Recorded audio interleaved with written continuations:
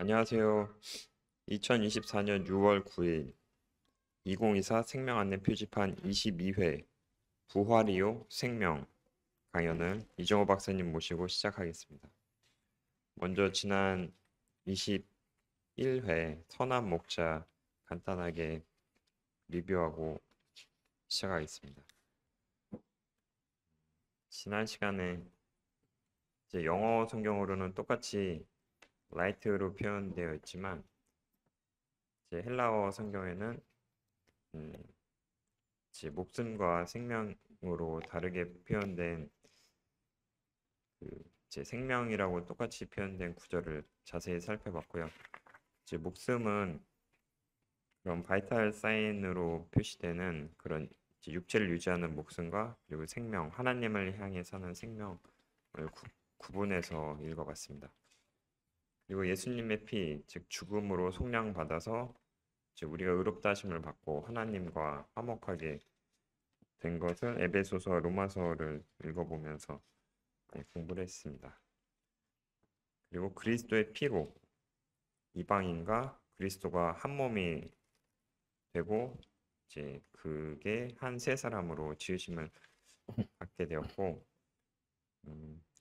이제 고린도전서 11장에 내용 내 피로 세운 새 언약, 이 새 언약은 이 전체가 한 사람인 이 세 사람이 성령으로 의롭게 되는 것이라고 살펴봤습니다.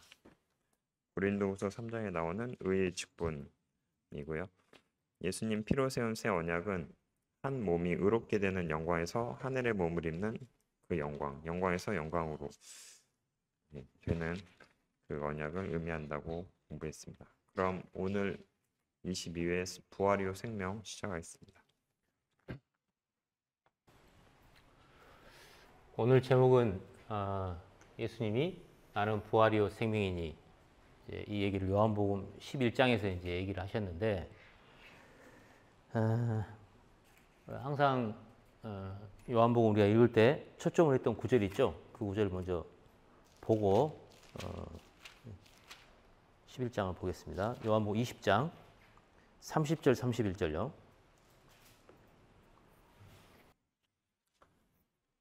요한복음 20장 30절 예수께서 제자들 앞에서 이 책에 기록되지 아니한 다른 표적도 많이 행하셨으나 오직 이곳을 기록함은 너희로 예수께서 하나님의 아들 그리스도이심을 믿게 하려 함이요 또 너희로 믿고 그 이름을 힘입어 생명을 얻게 하려 함이니라. 예. 요한복음 기준으로 하면 이제 마지막 표적으로 가고 있죠. 무슨 얘기냐면 죽으심, 그 다음에 부활하심. 이게 이제 마지막 표적으로 가고 있는데 그 전에 요한복음의 기록상으로는 이 요한복음 11장에 나와 있는 나사로를 살리는 게 죽으심과 부활 이전에 이제 마지막 이적으로 보여요. 왜 이제 나사로를 살렸느냐? 요한복음이 마지막 읽었던 우리가 20장 30절 31절 기준을 보면 나사로를 살린 이유가 예수가 하나님 아들 그리스도임을 믿게 하려고 다른 사람들한테 그 다음에 또 너희로 믿고 그 이름을 힘입어 생명을 얻게 한다. 그 이름이 이제 나사로를 살려서 예수님이 본인을 설명하는 이 이름이 부활이요 생명이에요. 그럼 오늘 초점은 예수님이 이 부활이요 생명이라는 이름으로 우리에게 어떻게 영생을 주느냐, 생명을 주느냐, 그 얘기인데요. 이제 그렇게만 생각하면 쉽죠. 예수님이 부활이요 생명이니까 우리한테 생명을 준다. 이제 이렇게 이해하기는 좀 쉬운 내용인데 몇 가지 좀 생각해 봐야 될 그런 내용이 있는 것 같아요.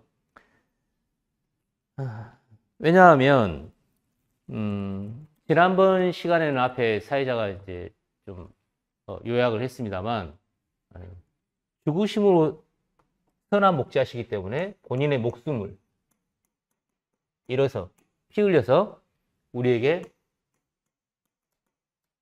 생명을 준다. 이걸 지난번에 설명을 드렸는데 오늘은 예수님이 부활을 하셔가지고 우리에게 어떤 생명을 주느냐. 이렇게 이해되는 부분입니다. 그런데 예수님이 부활하신 게 아니에요. 아직 부활 전이에요. 요한복음 11장은.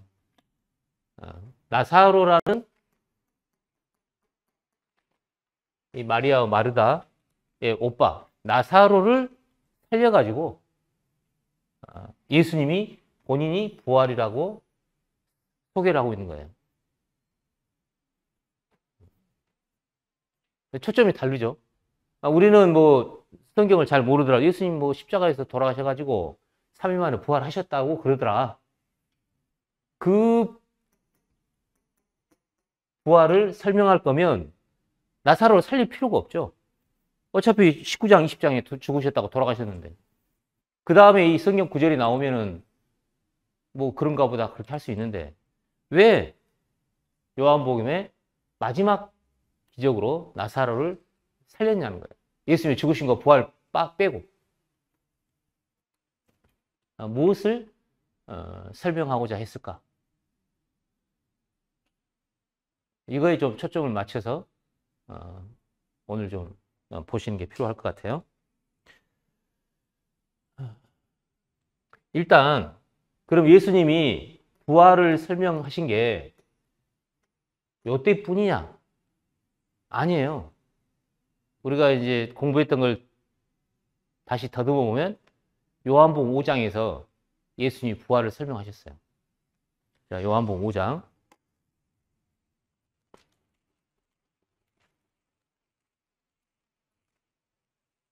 횟수는 제가 정확히 기억은 못 하겠습니다만 10회인가 11회인가 아마 그때쯤 된 것 같은데요. 5장 21절부터 29절까지요. 요한복음 5장 21절. 아버지께서 죽은 자들을 일으켜 살리심 같이 아들도 자기가 원하는 자들을 살리느니라. 아버지께서 아무도 심판하지 아니하시고 심판을 다 아들에게 맡기셨으니 이는 모든 사람으로 아버지를 공경하는 것 같이 아들을 공경하게 하려 하심이라. 아들을 공경하지 아니하는 자는 그를 보내신 아버지도 공경하지 아니하느니라. 내가 진실로 진실로 너희에게 이르노니 내 말을 듣고 또 나 보내신 이를 믿는 자는 영생을 얻었고 심판에 이르지 아니하나니 사망에서 생명으로 옮겼느니라. 진실로 진실로 너희에게 이르노니 죽은 자들이 하나님의 아들의 음성을 들을 때가 오나니 곧 이때라. 듣는 자는 살아나리라.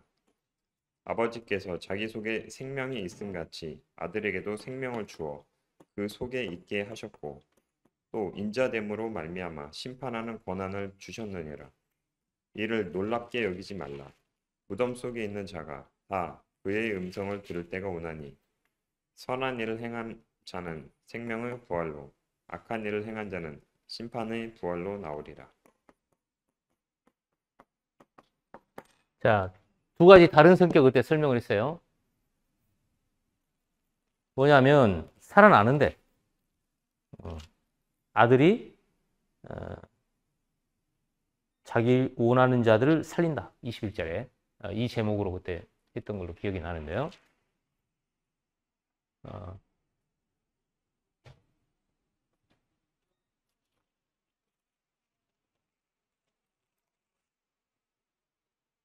하나님 죽은 자들이에요. 그것도 부활 얘기죠. 죽은 자들이 하나님의 아들의 음성을 들을 때가 온다. 이때다. 이 부활하고 무덤 속에 있는 자가 다 그의 음성을 들을 때가 온다. 이 부활하고 다르다고 설명을 드렸습니다. 첫 번째 말하는 죽은 자들이 하나님의 아들의 음성을 들을 때가 오나니 이때다. 이거는 지금 현재 살고 있는 에베소서에는 이방인이라고 표현되어 있습니다만 이방인들이 그리스도하고 살아나는 그거하고 성격이 같다고 그랬어요.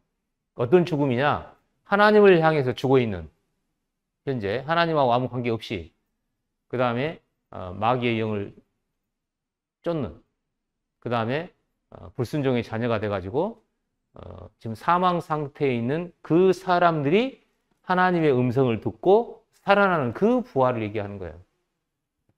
죽었다가 의사가 말하는 목숨을 잃었다가 살아나는 그 부활이 아니고 하나님하고 다시 연결돼 가지고 하나님을 향해서 살 수 있게 하는 그 부활을 얘기하는 거고요. 그 다음에 무덤 속에 있는 자가 다 그의 음성을 들을 때가 온다.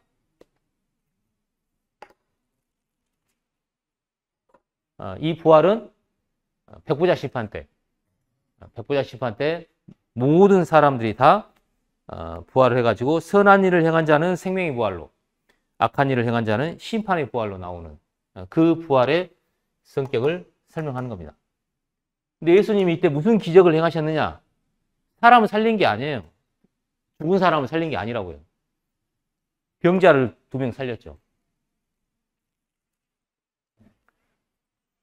요한복음 4장에 보면은 그 백부장의 아들, 백부장으로 보이는 그 아들, 거의 죽을 병 걸린 그 아들을 살린 거고, 그 다음에 요한복음 5장은 38년 된 병자를 살려가지고 이 설명을 하셨어요. 그러니까 거의 뭐 죽은 거하고 다름없죠. 얘는 죽기 직전이었고, 그다음 38년 된 병자는 뭐 일생을 그렇게 살았으니까 거의 죽은 거와 다름없는 그 병자를 살려놓고 예수님이 이 얘기를 하셨다고요. 그럼 이 부활의 성격하고 똑같은 성격을 설명하고 싶어가지고 강조하고 싶어서 나사로를 살렸느냐? 아니면 여기에 설명된 부활하고 다른 성격을 설명하고 싶으셔서 나사로를 살리셨느냐? 그걸 한번 생각을 해봐야죠. 자, 거기서 이제 대화가 힌트가 되는 게 있습니다. 요한복음 11장.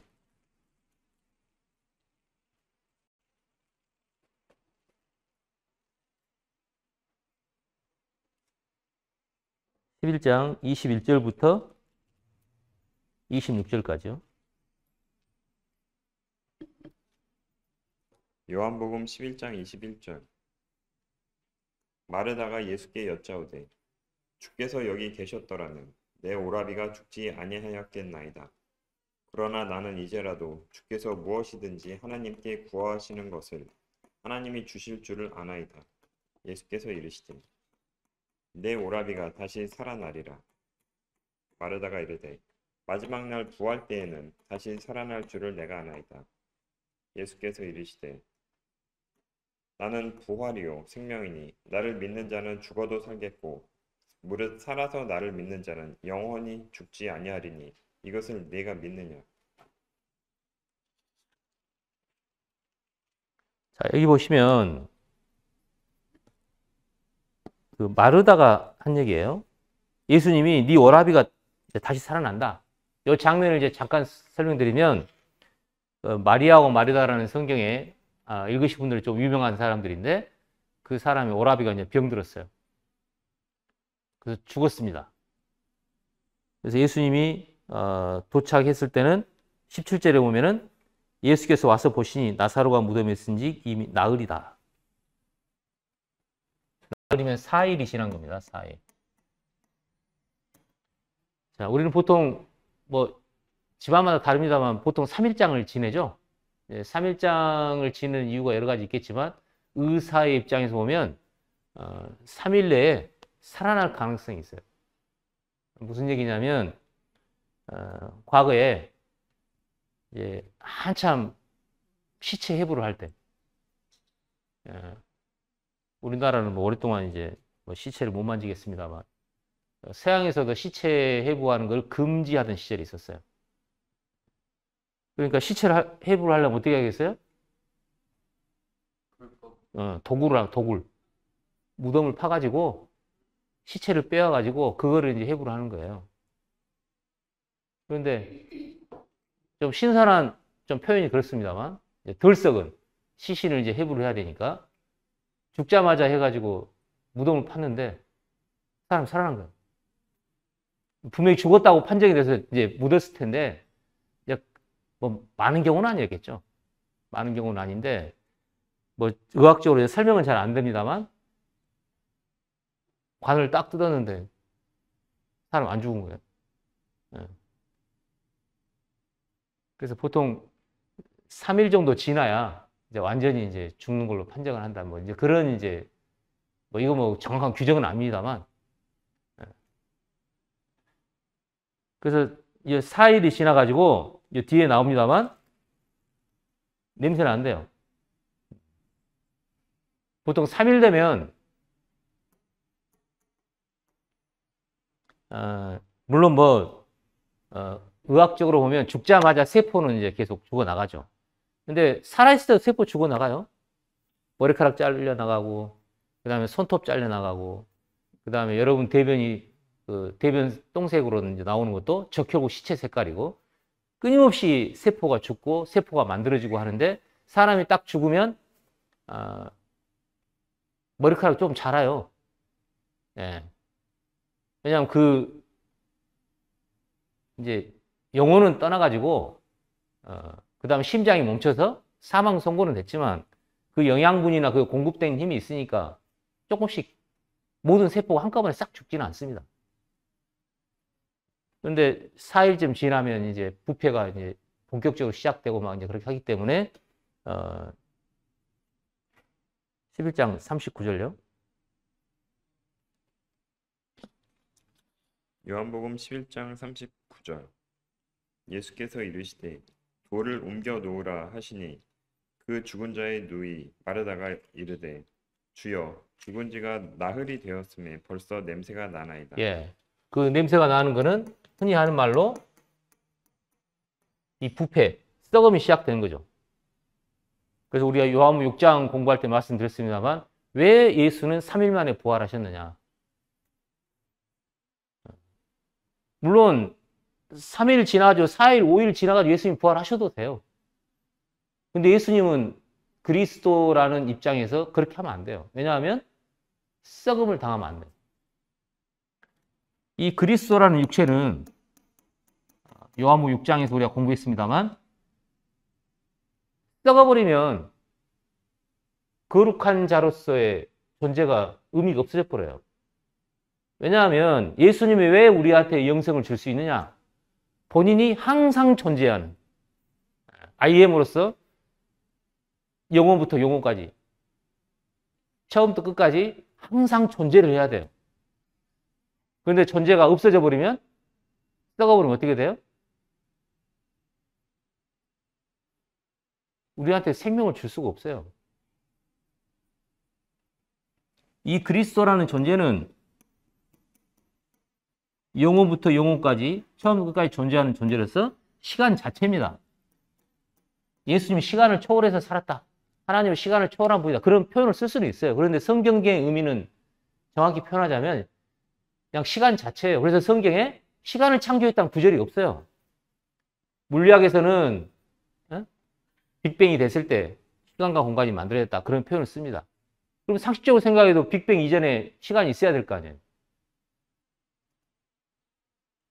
공간은 그때 생겼다고 치고 성경에는 태초에 하나님이 천지를 창조하시냐 이렇게 돼 있어요.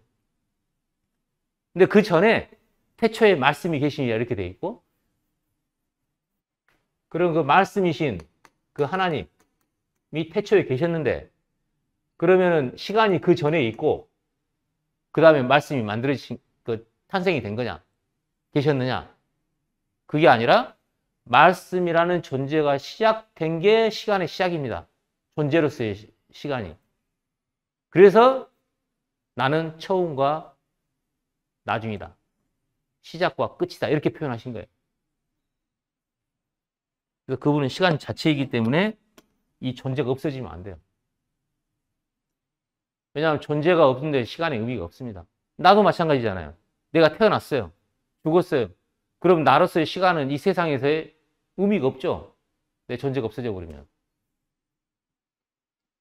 그래서 모든 시간은 각자의 시간이 있고 다 상대적으로 시간이 그렇게 할 수 있지만 가장 절대적인 시간, 이 말씀이신 이 그리스도의 절대적인 시간 안에 우리가 존재하고 있는 겁니다.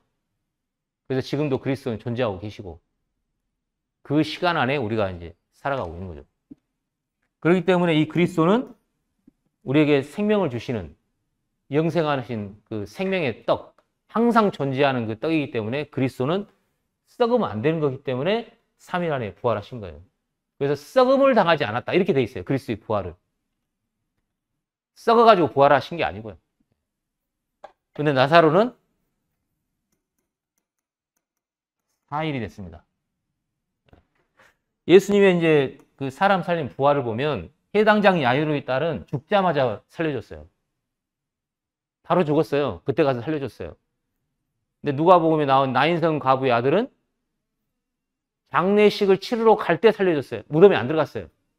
근데 나사로는 아예 무덤에 들어갔어요.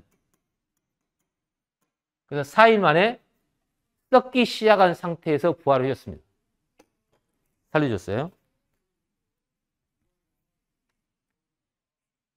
그러면은 예수 그리스도께서 본인의 그 썩음을 당치 않은 그 부활을 설명하면 될 텐데 왜 나사로를 죽은 지 그것도 썩어가지고 시작해가지고 이미 4일이 된 나사로를 왜 살려줬을까? 요한복음에 이 성격으로 뭘 설명하고 싶으셨을까? 거기에 이제 조금 초점을 좀 맞춰봐야 돼요. 그런데 마르다 얘기는 아까 읽었습니다만 네 오라비가 다시 살아나리라. 23절에 예수께서 이르시되 네 오라비가 다시 살아나리라. 그러니까 마르다는 마지막 날 부활 때는 다시 살아날 줄 내가 아나이다. 마지막 부활.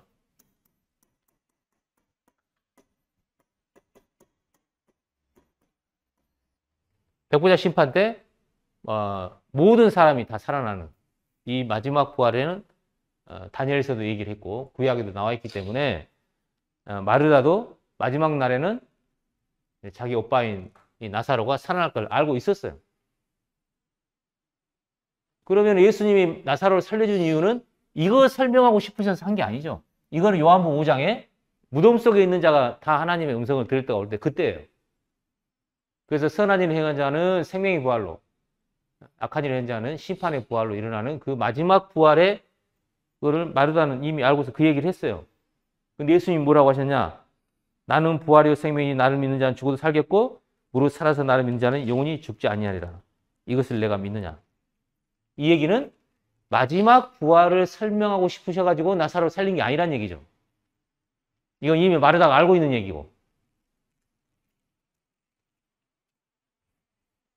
그럼 나사로를 살려서 무슨 부활을 뭘 설명하고 싶으셨을까? 거기서 말한 얘기가 이제 나는 부활이요 생명이니 나를 믿는 자는 죽어도 살겠고 무릇 살아서 나를 믿는 자는 영원히 죽지 않으니 이것을 내가 믿느냐. 이 구절도 참 25절은 뭐 그냥 쉬워요. 나는 부활이요 생명이 나를 믿는 자는 죽어도 산대요. 자, 그럼 사회자한테 물어볼게요. 이거 나사로에 해당돼요, 안 돼요?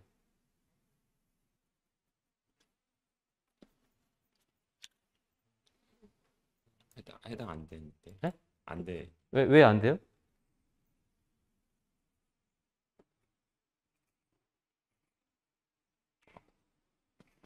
그 어차피 다시 죽어서. 어차피 다 죽으니까. 여기서 죽어도 살겠고. 성경이 좀 어려운 게 죽음이 의사가 얘기하는 목숨을 잃는 꼴가닥 죽음만 의미하면 그냥 다 그걸 해석하면 돼요. 자, 그러면 여기서 죽음은 뭘 말할까요?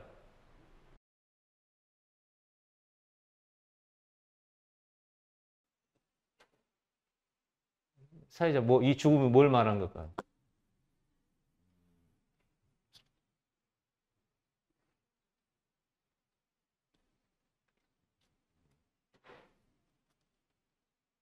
아, 그게 목숨. 예, 그렇죠. 나사로 해당되죠. 예. 나사로 목숨 살려준 거잖아요. 예. 죽어도 산다는 거예요. 근데 이게, 마지막 날에도 이게 일어나요. 마지막 날에도 부활하는 부활은 목숨이 살려지는 부활이에요. 그래가지고 심판을 받아서 생명의 부활로 가는 사람하고 심판의 부활로 가는 사람하고 갈려지는 거예요. 예. 그럼 우리는 어떻게 되느냐? 우리도 마찬가지예요.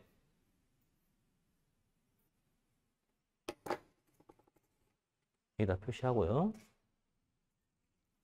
데살로니가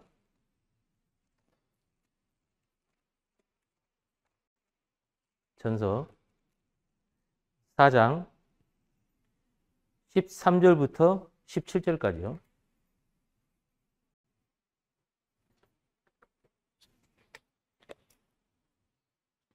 데살로니가전서 4장 13절.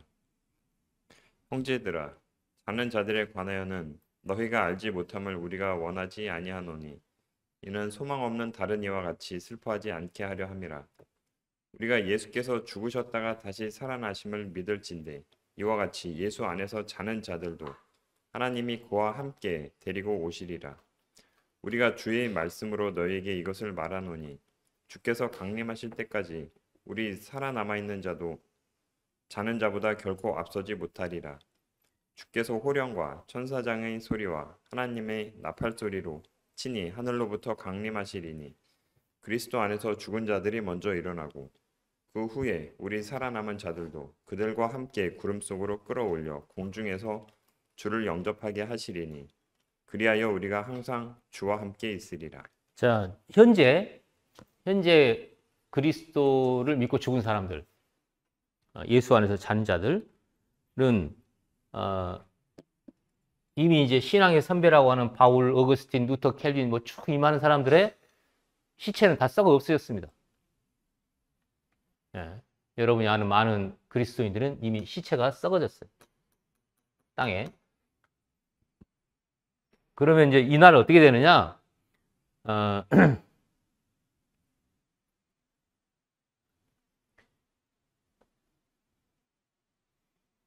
14절에 우리가 예수께서 죽으셨다가 다시 살아나신 믿을진데 이와 같이 예수 안에 자는 자를 하나님이 그와 함께 데리고 오신다. 몸뚱아리 땅에 있는데 뭘 몸뚱아리를 데려오는 게 아니죠. 영혼이죠, 영혼. 현재 그리스도를 믿고 예수님을 믿고 죽은 사람들은 몸은 땅에 묻혔지만 영혼은 셋째 하늘에 있습니다. 그래서 하나님이 예수와 함께 이 예수 안에 자는 자들 다 데리고 오시는 거예요. 마지막에. 이때 몸을 가지고 있는 분은 예수님밖에 없어요. 하나님하고 다른 사람은 다 영혼 상태예요. 데리고 와요. 공중에. 그래서 죽은 사람들이 이 영혼이 이 땅에 내려오면 죽은 사람들이 아담 만들어지듯이 다 몸이 입어요. 몸이 생겨요. 아담 만들어지듯이처럼. 시체 다 어디 가버리고 그럼 어떻게 만들어지느냐? 자기 죽은 그 시체 그걸로 만들어진다고 생각하시면 안 돼요. 물론 뭐 바로 죽은 사람은 그걸로 될 수도 있겠죠. 근데 출처가 중요한 게 아니에요. 흙으로 된 몸이 살아나는 거라고요. 다시 만들어지는 거라고요.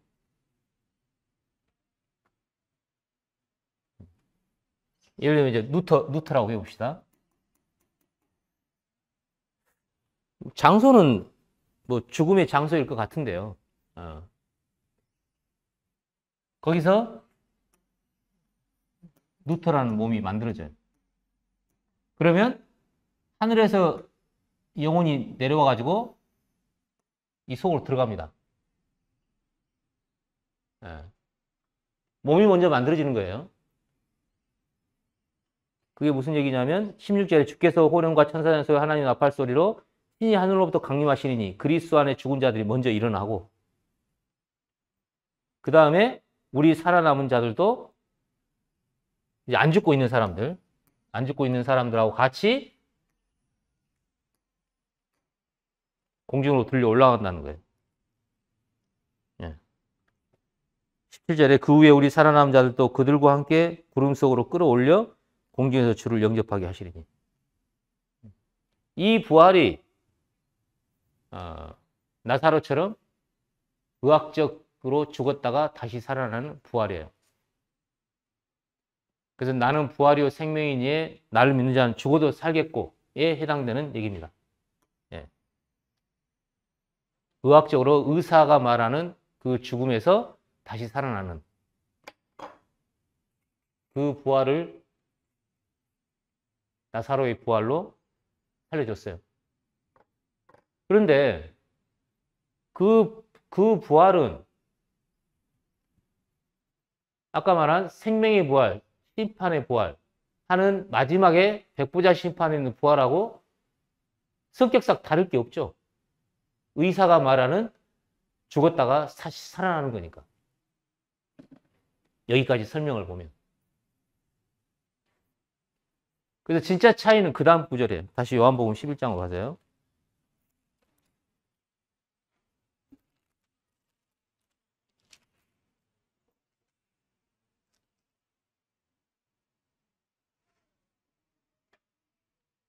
(26절에) 무릇 예수께서 이르시되 25절요. 나는 부활이요 생명이니 나를 믿는 자는 죽어도 살겠고, 그거는 이제 설명드렸던 거고요. 나사로를 살린 이유는 무릇 살아서 나를 믿는 자는 영원히 죽지 않으니 이것을 내가 믿느냐, 이 부분이에요. 네, 죽어도 살겠고는 이제 설명드렸고, 살아서 나를 믿는 자는 영원히 죽지 아니하리니.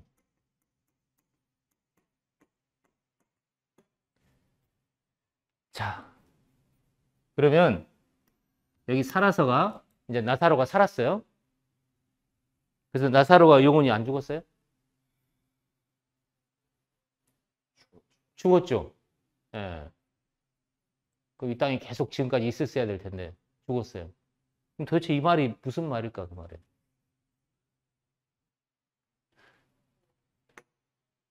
요 살아서하고 이 영원히 죽지 않는다는 말하고는 의사가 말하는 그 삶이냐, 의사가 말하는 그 죽음이냐, 그게 아닌 거죠.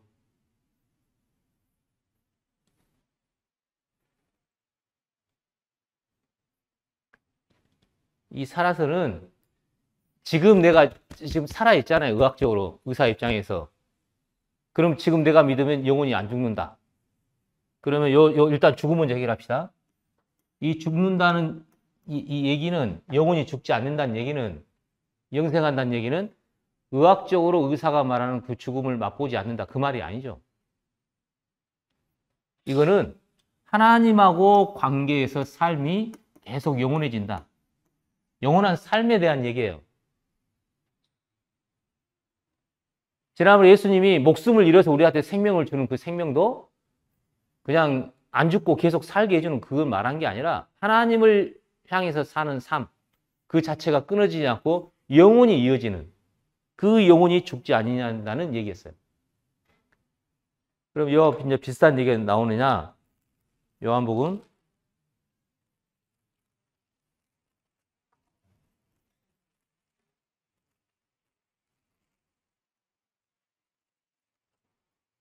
8장 51절, 52절요.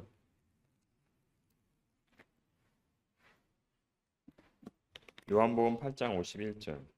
진실로 진실로 너희에게 이르노니 사람이 내 말을 지키면 영원히 죽음을 보지 아니하리라. 유대인들이 이르되 지금 내가 귀신 들린 줄을 아노라.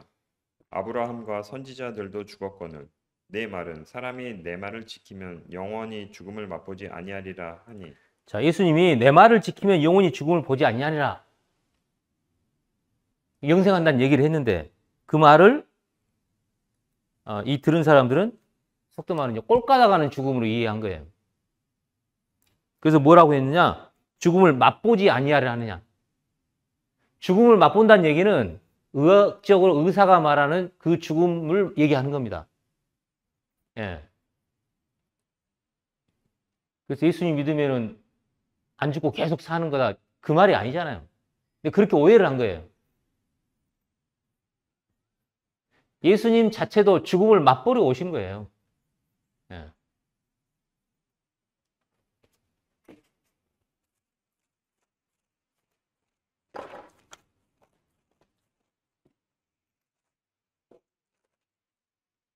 히브리서 2장 9절요.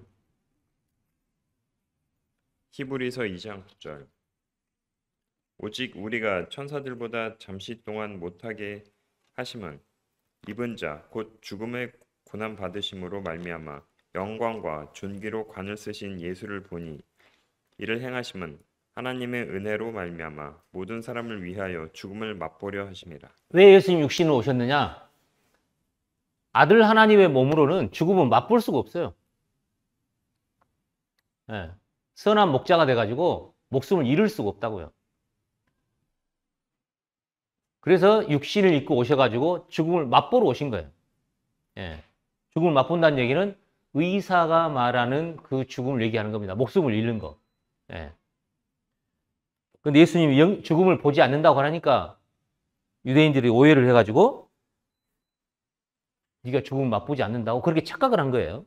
예수님이 말하는 죽음을 보지 않는다는 하나님을 향해서 영원히 사는 삶을 얘기한 건데 잘못 오해를 해가지고 의사가 말하는 죽음을 맛보지 않는다는 말로 오해를 한 거예요.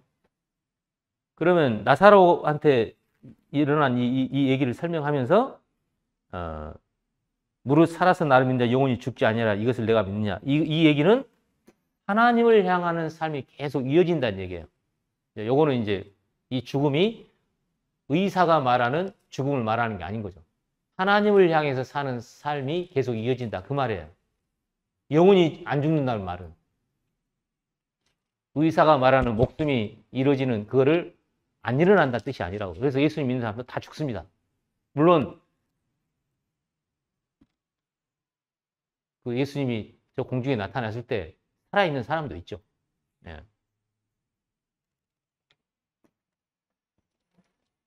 그래서 영원히 죽지 않는다는 말 그 말이에요. 그러면 이제 요 살아서라는 말이에요. 이 살아서가 의사가 말한 이 목숨이 살아서 나를 믿는다는 말을 하는 거냐? 그런 말이 안 되죠. 많은 사람들이 그렇게 해석을 많이 해요. 그래서 이거는 저기 예수님 오실 때 아까 데살로니가서를 읽었는데 안 죽고 살아있는 사람들에 해당되는 얘기다. 그렇게 해석을 해요. 그럼 죽어 있는 사람 얘기도 나와야죠. 예. 그래서 앞에는 뭐 죽은 사람이 이제 살아서 그 얘기고 요 뒤에는 살아서 나를 믿는 자 영원히 죽지 않는다. 그 얘기를 한다. 이제 그 설명을 한 건데. 그럴 것 같으면 요한복음 5장 얘기로 충분해요. 예. 여기서 이 얘기를 하신 이유는 이 살아서 나를 믿는 자는 그걸 어떻게 이해할 거냐? 예수님이 이제 힌트로 몇 가지 얘기하셨습니다. 11장 4절요. 요한복음 11장 4절. 예수께서 들으시고 이르시되 이 병은 죽을 병이 아니라 하나님의 영광을 위함이요 하나님의 아들이 이로 말미암아 영광을 받게 하려 함이라 하시더라. 나사로를 살린 이유는 하나님의 영광을 위한 거다. 그 다음에 하나님의 아들이 이로 말미암아 영광을 받게 하려고 했다는 거예요. 그래서 이제 더 직접적으로 얘기하신 게 40절요. 39절 40절. 요한복음 11장 39절. 예수께서 이르시되 돌을 옮겨 놓으라 하시니 그 죽은 자의 누이 마르다가 이르되 주여 죽은 지가 나흘이 되었음에 벌써 냄새가 나나이다.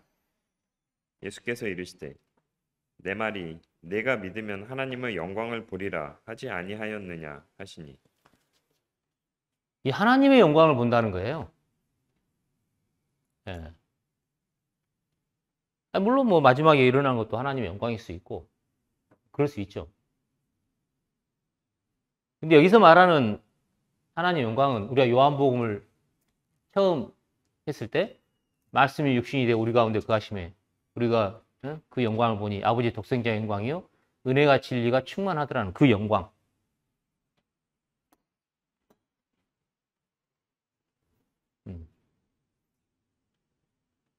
그 얘기는 계속 강조합니다만 생명이라는 게 처음 탄생도 있지만 그 다음에 영생도 있지만 지금 살아가면서 우리가 보는 하나님의 영광.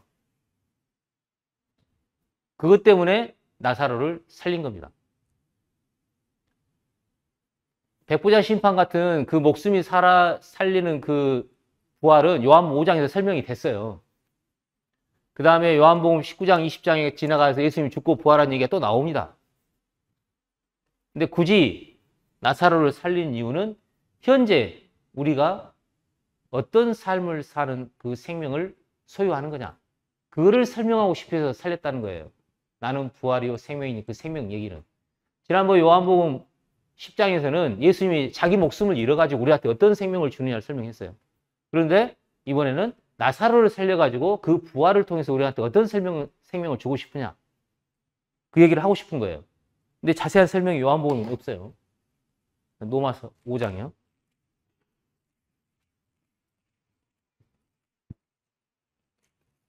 오 장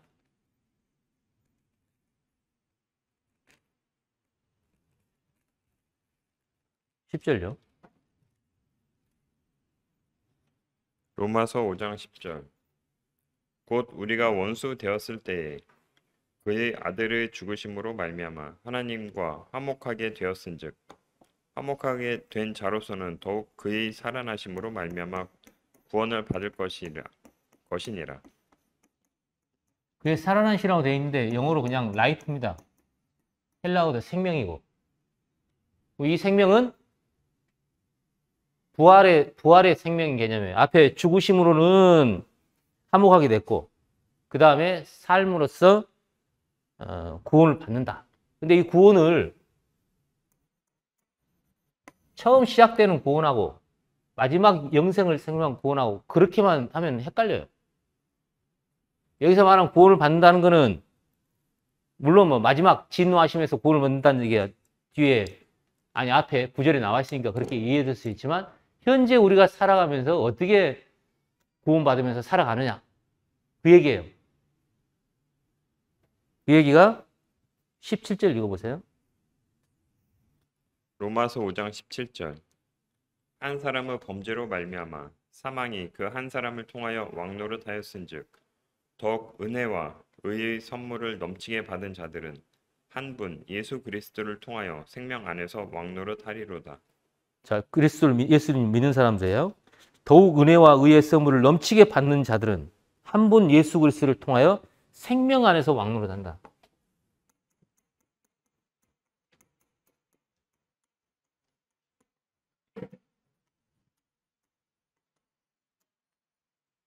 하나님의 자녀가 돼가지고 하나님을 향해서 사는 그 생명 안에서 우리가 왕노릇 한다는 거예요. 그러니까 사망이 우리한테 왕노릇 하는 게 아니고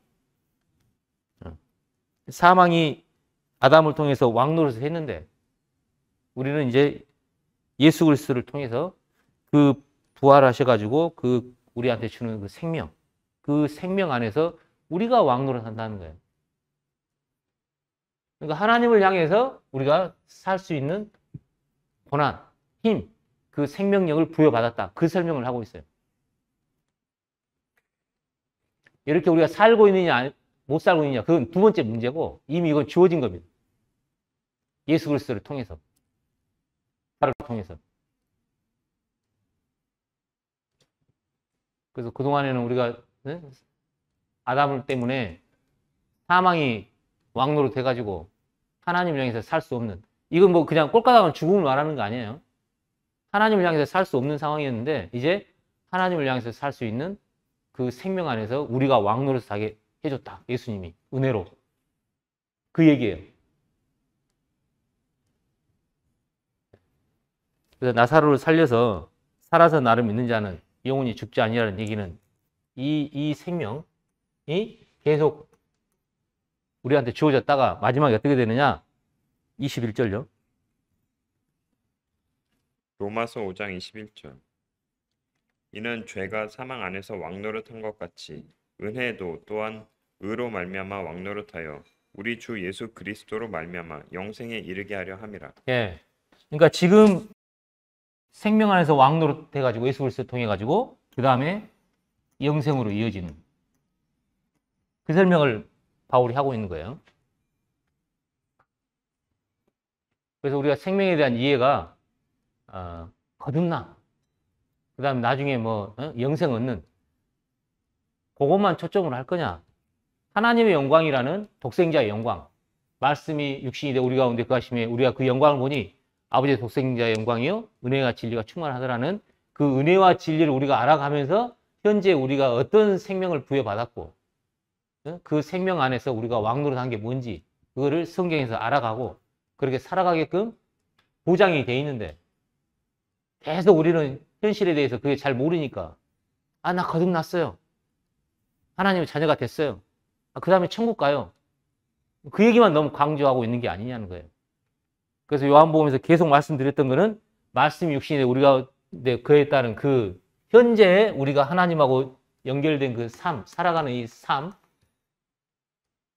이 삶이 앞으로 영혼과 이어지는. 그래서 살아서 나를 믿는 자는 영혼이 죽지 아니한다는 건 바로 그 얘기를 하고 있는 거예요.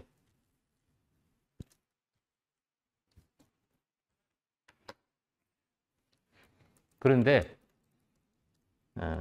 바울은 뭐 조금 이제 진하다고 해야 될까요? 지금 살고 있는 이 삶에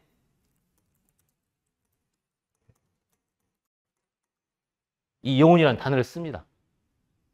우리 영혼이라는 단어를 그냥 언젠가 시작되는 이 영생, 천국에 가서 누리는 영생, 그 다음에 마지막 날 우리가 부활해가지고 얻는 영생, 여기에만 이 영혼이라는 단어를 써요. 근데 성경은 그렇지 않습니다. 고린도후서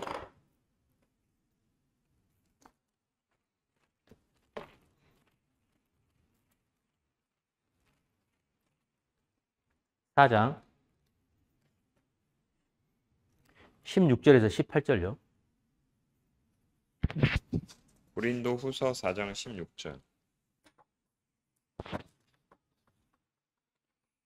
그러므로 우리가 낙심하지 아니하노니 우리의 겉사람은 낡아지나 우리의 속사람은 날로 새로워지도다. 우리가 잠시 받는 환난의 경한 것이 지극히 크고 영원한 영광의 중한 것을 우리에게 이루게 함이니 우리가 주목하는 것은 보이는 것이 아니요 보이지 않는 것이니 보이는 것은 잠깐이요 보이지 않는 것은 영원함이라. 자, 이 속사람 겉사람 얘기가 나오면 항상 사람들이 자기만 생각해가지고 내 겉사람, 내 속사람 그것만 생각해요. 근데 고린도서에 말하는 겉사람, 속사람, 우리의 겉사람, 우리의 속사람입니다. 우리의 속사람, 너희 속에 그리스도. 그 그리스도가 나타나는 것을 영원한 영광에 중한 것이라고 이렇게 설명해 놨어요. 영원한 영광에 중한 거, 무거운 거, 엄청 중요한 무거운 거, 그 말이에요. 예. 그게 우리한테 이루어진다는 거예요. 그래서 너희 속에 그리스도가 출발되는, 이루어지는, 나타나지는 그 순간을 영원한 영광에 중한 것이 시작되는. 그러면 이거 개인 얘기가 아니라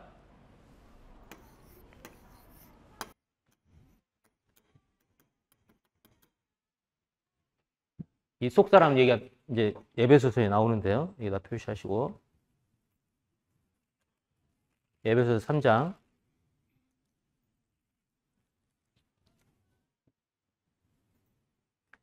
16절부터 19절까지요. 이거 흠정력으로 읽어줄 수 있어요?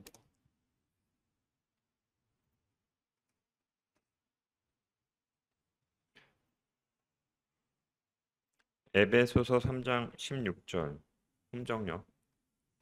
그분께서 자신의 영광의 풍성함에 따라 자신의 영을 통해 너희 속사람을 능력으로 강건하게 하시며 믿음을 통해 그리스도께서 너희 마음속에 거하게 하시고 또 너희가 사랑 안에서 뿌리를 내리고 털을 잡아 능히 모든 성도와 함께 너비와 길이와 깊이와 높이가 어떠함을 깨닫고 지식을 뛰어넘는 그리스도의 사랑을 알아 하나님의 모든 충만하심으로 충만하게 되기를 구하노라. 이 계획한 거라고 좀 순서가 달라서 이제 흠정력으로 읽으라고 부탁을 드렸는데요. 너희 속사람, 이 속사람, 너희 속에 그리스도, 그 속사람. 그래서 그리스도께서 너희 마음에 계시게 하셨고 나타나죠 이제. 그러면 능히 모든 성도와 함께 이 속사람의 너비와 길이와 높이와 깊이. 예. 개역 한글은 사랑이 이렇게 된 것처럼 번역이 돼 있어서 흥정역으로 읽으라고 그런 거예요. 속사람의 너비와 길이와 높이와 깊이예요. 구절의 번역 순서가 좀 달라서 일부러 흥정역으로 읽으라고 한 겁니다. 흥정역은 18절 다시 읽어보세요. 에베소서 3장 18절. 능히 모든 성도와 함께 너비와 길이와 깊이와 높이가 어떠함을 예, 깨닫고. 그거는 앞에 그리스도, 속사람의 구조를 얘기한 겁니다. 그래서 너희 속사람의 이제 이런 구조예요. 가로, 세로, 높이, 깊이가 있는.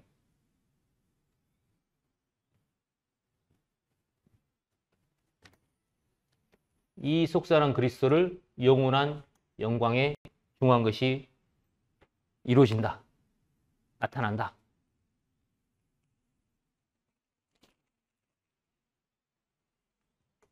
그러면 이 속사람과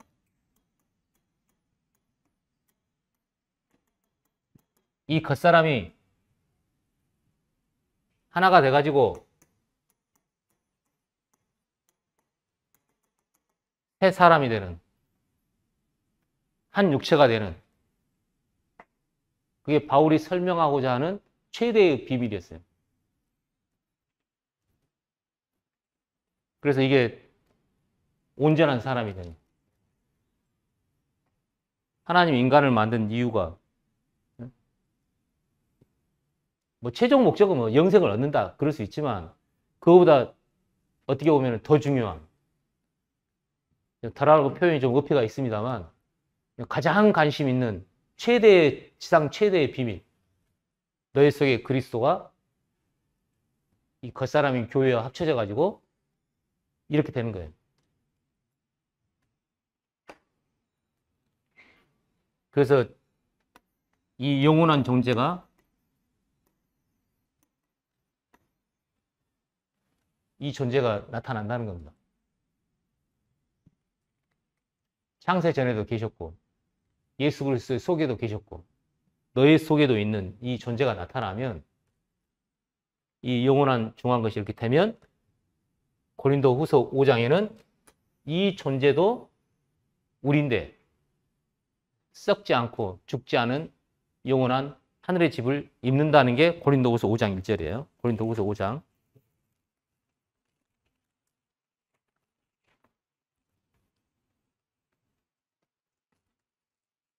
(4장) 16절부터 5장 1절까지 읽어보세요.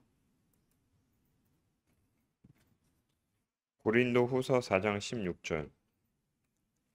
그러므로 우리가 낙심하지 아니하노니 우리의 겉사람은 낡아지나 우리의 속사람은 날로 새로워지도다.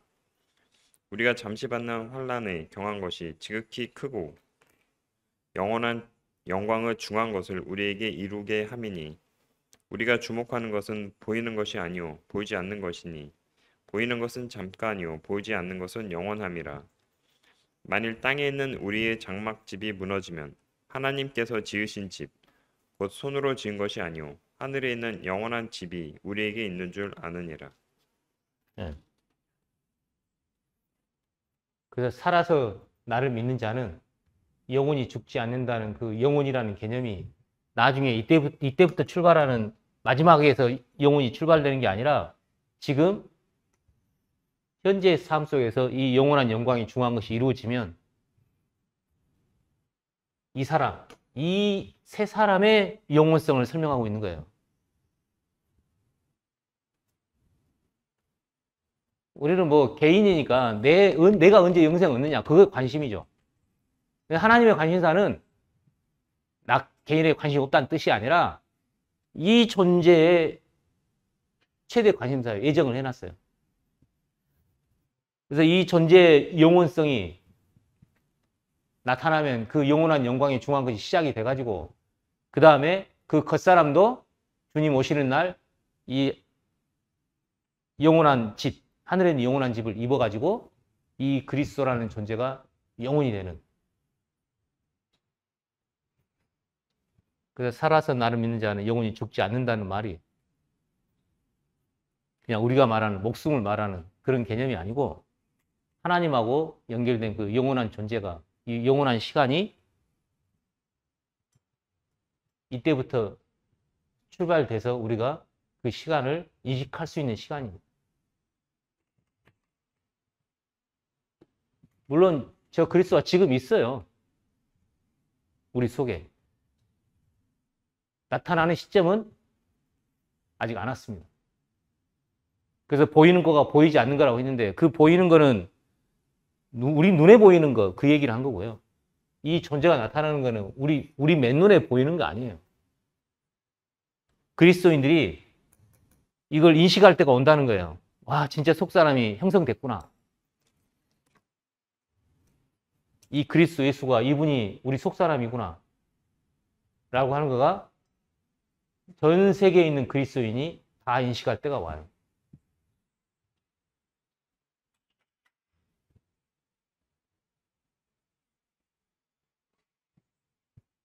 그러면 이 겉사람이 엄청난 영광을 입게 되고 그 다음에 주의 형상으로 바뀌어서 지난번에 설명했습니다만 완전한 빛으로 드러나가지고 이 생명의 말씀인 이 존재를 주변의 사람들한테 제시하는 일이 온다고 바울은 설명하고 있는 겁니다.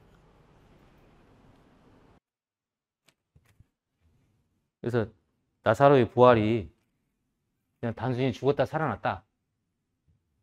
뭐 어떤 분들은 뭐 죽었다 살아나는 게 무슨 부활이냐. 근데 성경에 분명히 부활이라고 써 있어요. 네.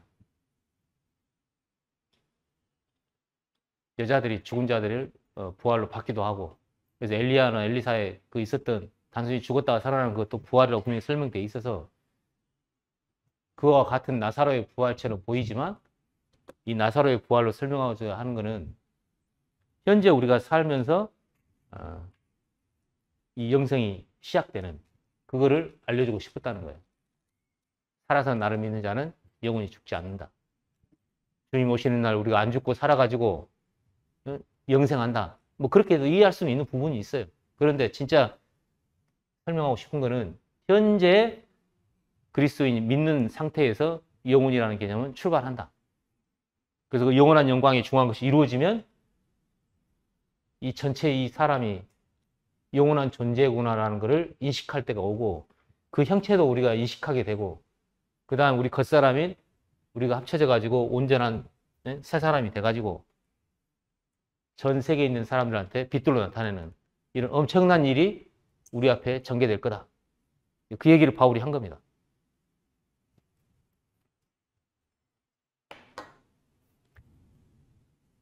그래서 나사로가 살아나는 게 단순히 그냥 살아나는 게 아니라 그 하나님의 영광, 아버지의 영광도 있지만 요한복음 11장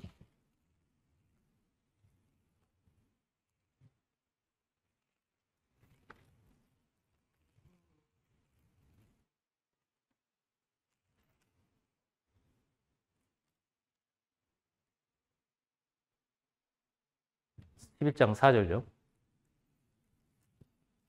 요한복음 11장 4절. 예수께서 들으시고 이르시되 이 병은 죽을 병이 아니라 하나님의 영광을 위함이요 하나님의 아들이 이로 말미암아 영광을 받게 하려 함이라 하시더라. 그 40절에 예수께서 이르시되 내 말이 내가 믿으면 하나님 영광을 보리라 하지 아니하느냐. 그래서 단순한 나사로의 부활로 그냥 한 목숨을 잃었던 사람이 살아났다. 그거를 설명하고 싶은 게 아니라 이 영원한 영광이 시작되는 시점이 있고 그래서 살아서 나를 믿는 자는 영원히 죽지 아니한다는 그 얘기가 현실화되는 그 지점을 설명하고 싶어서 나사로를 부활시켰다. 그렇게 이해하시면 될 겁니다.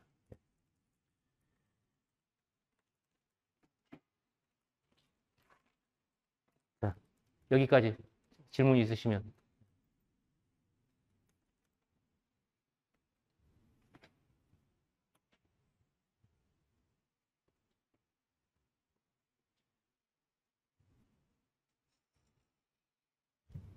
가온이는 꼭 오늘 거 아니어도 돼, 질문.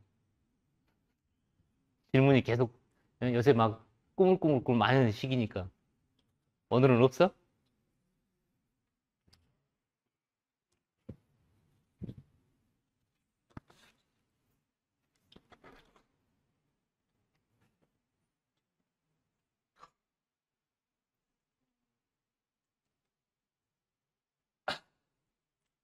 그 학교에 그 기독교가 아닌 그런 친구 한 명 있는데 응. 그 친구가 성경 책 읽는 걸 좋아해서 성경을 읽어봤대요. 근데 그 친구가 그 불뱀이 나오는 게 막 이상하다고. 그냥 왜 이렇게 사람을 막 죽이냐고. 아, 불뱀이 나와가지고 오는데 이상한 게 왜 사람을 죽이냐? 예.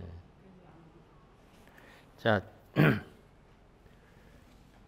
현재 더 이상한 거는 지금 이스라엘 사람들이 그 하마스하고 전쟁해가지고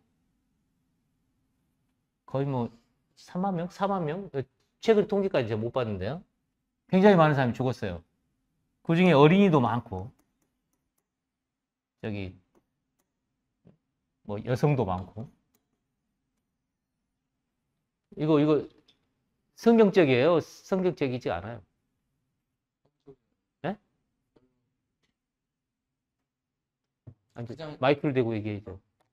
그냥 있는 전쟁 같은. 그냥 있는 전쟁에. 근데 이스라엘은 하나님이 야곱을 개명한 거잖아요. 예? 그래서 사람들은 이스라엘을 통해서 하나님의 뭔가를 있는다고 다 그렇게 알고 있는데 하나님 얼굴에 먹칠한 거 아니에요, 사실은. 자, 그럼 하나님이 이거 죽이라고 시켰어요? 아니요. 아니죠. 네. 예. 그래서 현재 이 얘기는 이제 다음에 나올 얘기예요. 요 다음 주에 이스라엘이라는 존재에 대해서 좀 나올 텐데.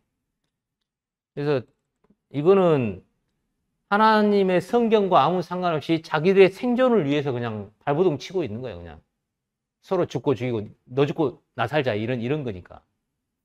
그걸 좀 심하게 해가지고 욕을 많이 먹고 있는 거고.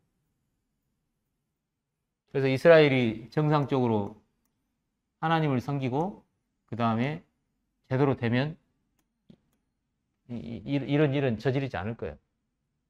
자, 그러면 불뱀 사건은 뭐냐? 죽을 짓을 한 거예요. 이스라엘 사람들이. 하나님을 원망해가지고, 율법에 있는 걸 어겨서 하나님이 죽인 거라고요. 이건 잘못해서 죽은 거예요.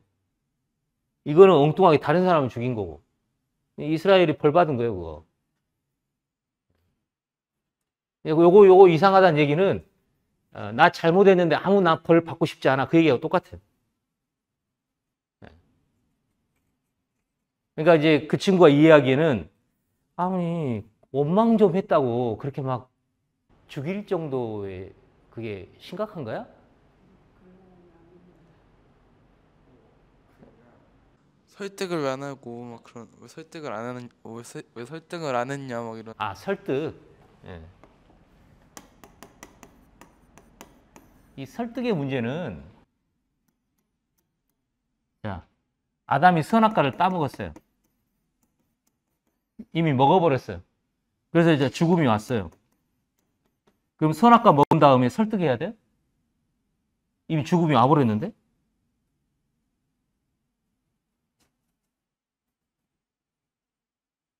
그러니까 이스라엘 사람들이 원망을 했어요. 이미 원망하면 어떻게 된다고 이제 돼 있어서 죽었어요. 그럼 원망을 이미 했는데 이때 설득을 한 게 무슨 의미가 있어요? 예. 그래서 성경에 말하는 십계명, 이 구약의 계명은 설득의 계명이 아니에요.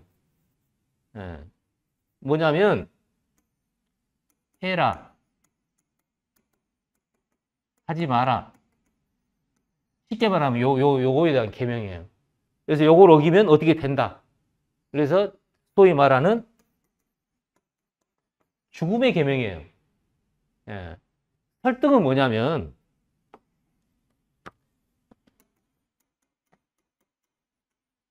하나님하고 우리처럼 자녀가 됐어요. 관계가.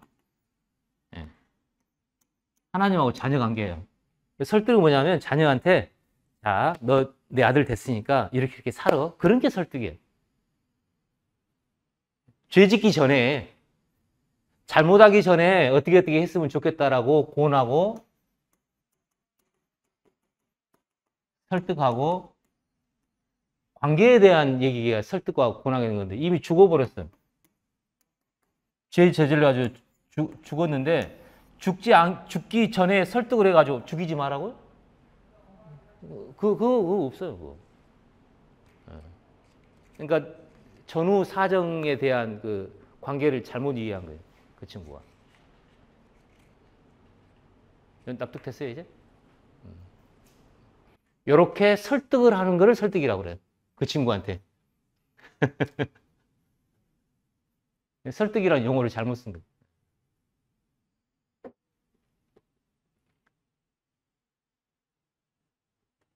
또 다른 질문. 없으면 저기 마이크.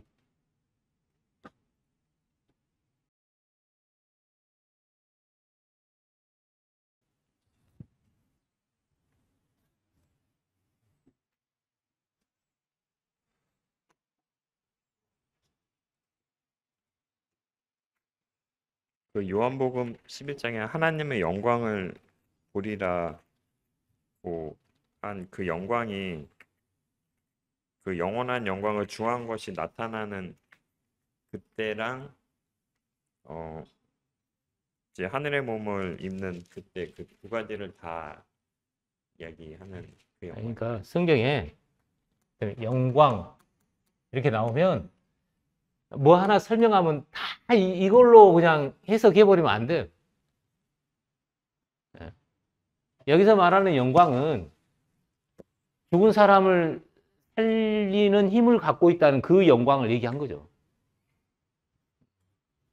하나님이 그걸 보여줬고 예수님도 그 영광을 받았고 그 영광을 말하는 거지. 그냥 영광이라는 단어가 요게 그러니까 저기 고린도후서에 있는 영광도 다 이 영광일 거다. 그렇게까지 해석할 필요는 없어요. 단어가 이제 같으니까 그렇게 생각할 수 있다는 거지. 아까 초점은 살아서라는 게 더 초점이에요. 이 살아서가 목숨을 얻어가지고 그 말을 의사가 말하는 그렇게 해서 그 살아서가 아니고 하나님하고 관계를 맺어서 그렇게 삶을 사는 그 삶에서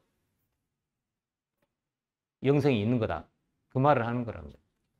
그 살아서를 저희가 믿으려면 사는 동안 믿어야지 죽고 나서 믿을 수는 없잖아요. 혹시 그 살아서를 살아있는 동안 나를 믿는 자 그렇게도 볼 수 있죠. 뭐 이제 그렇게도 이제 설명할 수는 있죠. 설명할 수는 있는데 그러면 거꾸로 루터 지금 살았어요? 죽었어요? 죽었어요. 죽었죠. 그럼 죽은 사람에 대한 얘기는 아니냐 이거예요.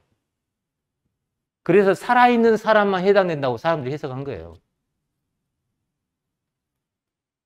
그래서 예수님 오시는 날 살아있는 사람이 영생 얻는다로 이 구절을 그렇게 해석을 한다고요.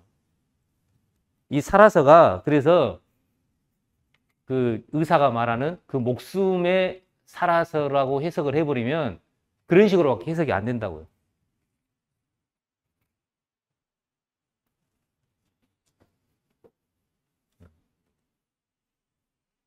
그래서 이 삶이란 거는 하나님을 향해서 살게 된 그 삶이라고 봐야 영혼이 죽지 않는다는 말이 이해가 된다는 거예요.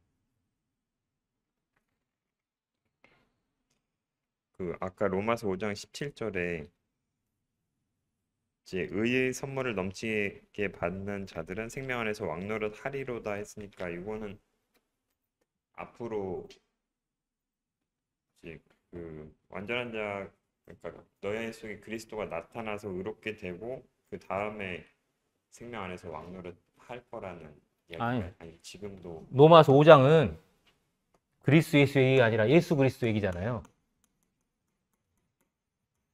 예. 그러니까 현재 우리는 걸 다 그냥 그리스도 예수로 해석하면 골치 아파요. 이제 그리스도 예수에 대한 얘기를 오늘 조금 하긴 했지만 로마서 5장은 정확히 예수 그리스도 얘기예요. 전부 다. 그러니까 예수 그리스도를 통해서 우리가 생명 안에서 왕노를 한다. 그래서 그 부활의 생명 안에서 우리가 왕노를 한다는 얘기는 우리만 해당된 게 아니라 우리 이후에 나타난 14만 4천이나 흰옷을 입은 사람, 그 사람들한테 다 해당되는 얘기예요.